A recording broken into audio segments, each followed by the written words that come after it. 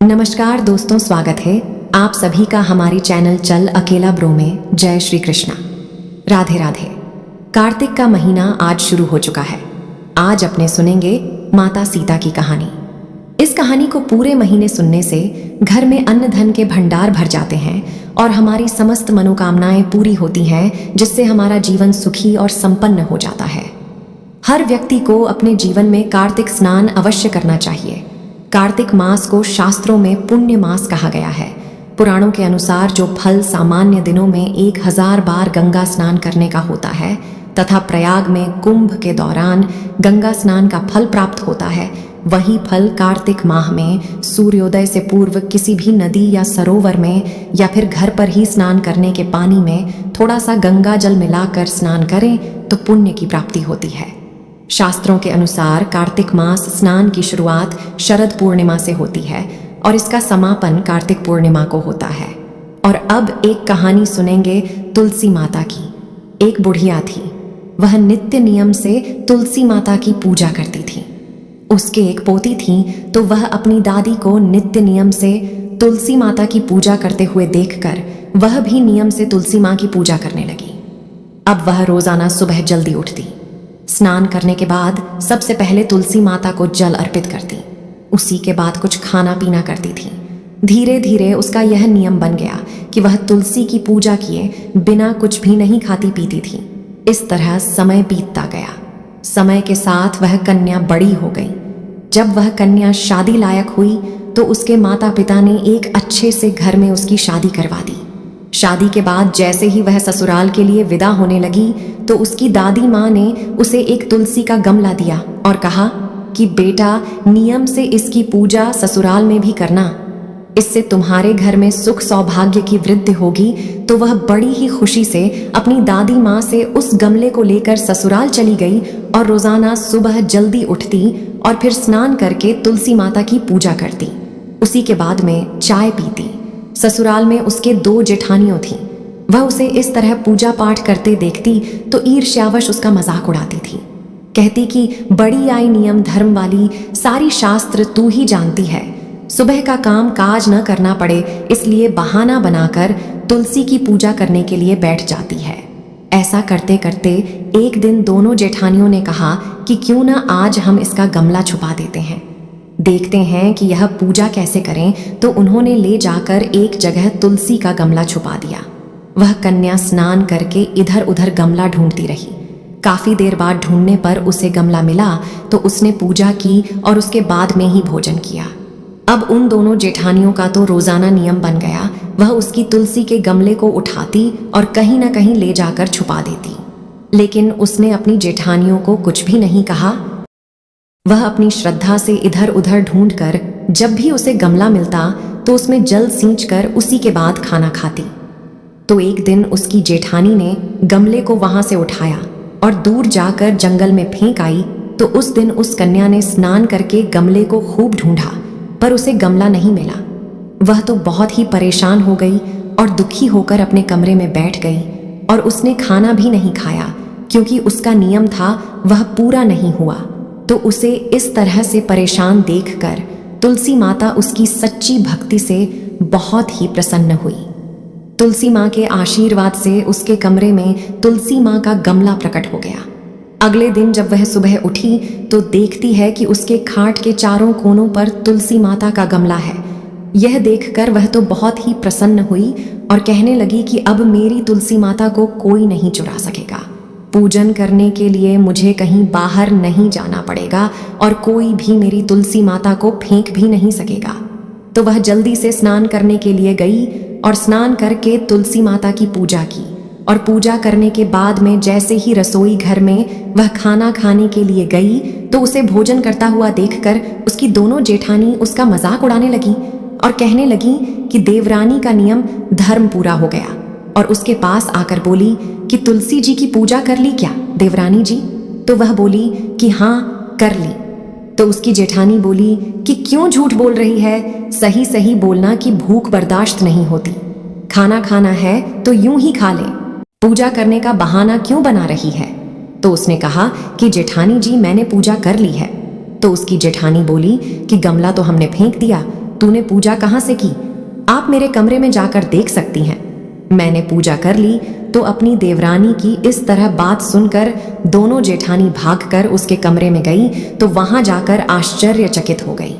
देखा कि तुलसी माता का बड़ा पौधा वहां पर खड़ा है तो यह देखकर उसकी जेठानी बहुत ही शर्मिंदा हुई और बोली कि देवरानी, तेरी भक्ति सच्ची है, हमने तुम्हें यूं ही परेशान किया, हमें माफ कर दो।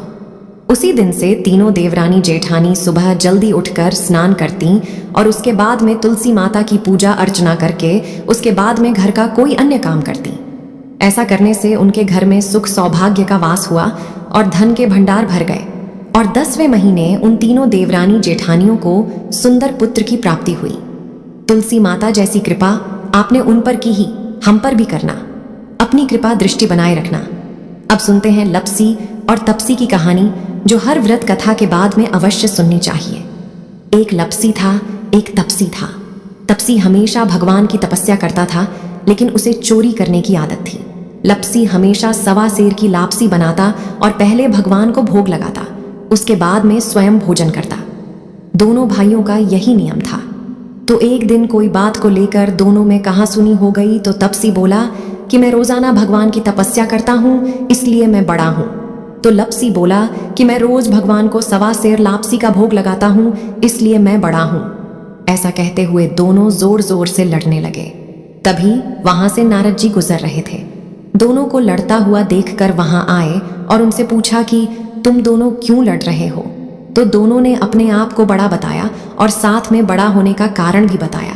तो नारद जी बोले कि मैं तुम्हारा फैसला कर दूंगा, कल आऊंगा, बता दूंगा कि कौन बड़ा है। दूसरे दिन लपसी और तपसी नहाकर अपनी रोज की भक्ति करने आए तो नारद जी ने छुपकर 1.25 करोड़ की एक एक अंगूठी उन दोनों के आगे रख दी। जैसे ही भक्ति करते हुए तपसी की नजर उस अंगूठी पर पड़ी तो उसने चुपचाप से उठाई और अपने पैर के नीचे दबा ली। लपसी की नजर अंगूठी पर पड़ी, लेकिन उसने ध्यान नहीं दिया।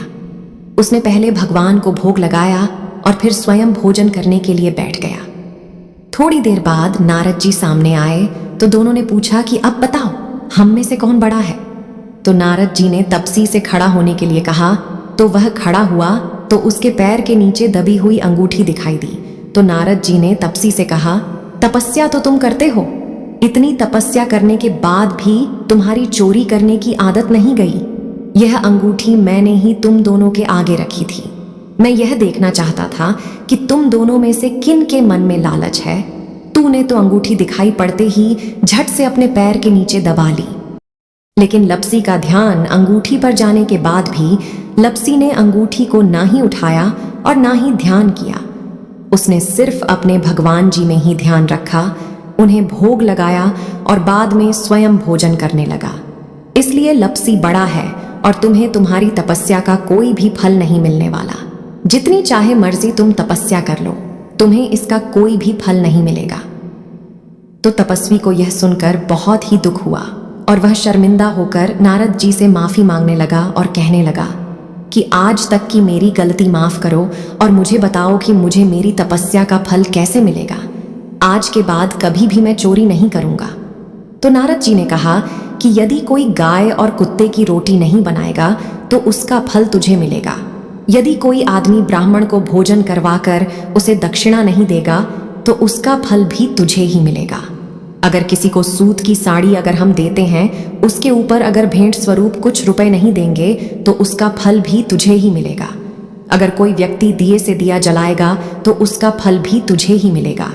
अगर कोई औरत आंगन लीप कर चौका नहीं लिपेगी तो उसका फल भी तुझे ही मिलेगा। यदि कोई व्रत कथा में सारी कहानी सुन ले लेकिन तुम्हारी कहानी न सुने तो उसका फल भी तुझे ही मिलेगा।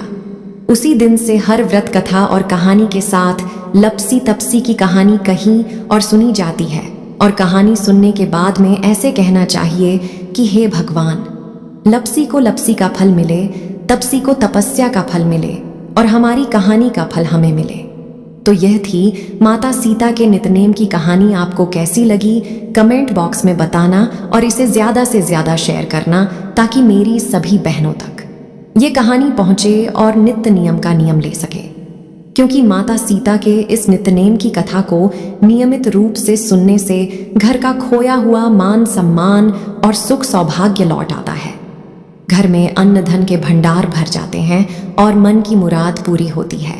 तो यह थी कार्तिक माह में सुनी जाने वाली सीता माता की कहानी। उम्मीद करती हूँ कि आपको जरूर पसंद आई होगी, और इस कहानी को बोलते समय कोई त्रुटि हुई हो तो मैं क्षमा चाहती हूँ। भगवान श्री हरि विष्णु की कृपा पाने के लिए रोजाना इन कहानियों को श्रद्धा पूर्वक सुनना और ज्यादा से ज्यादा अपने रिश्तेदारों में, मित्र गणों में शेयर करना। भगवान श्री हरि विष्णु आपकी सारी मनोकामनाएं पूर्ण करें। कथा को पूरा सुनने के लिए आप सभी का बहुत बहुत धन्यवाद। जय श्री कृष्णा। राधे राधे।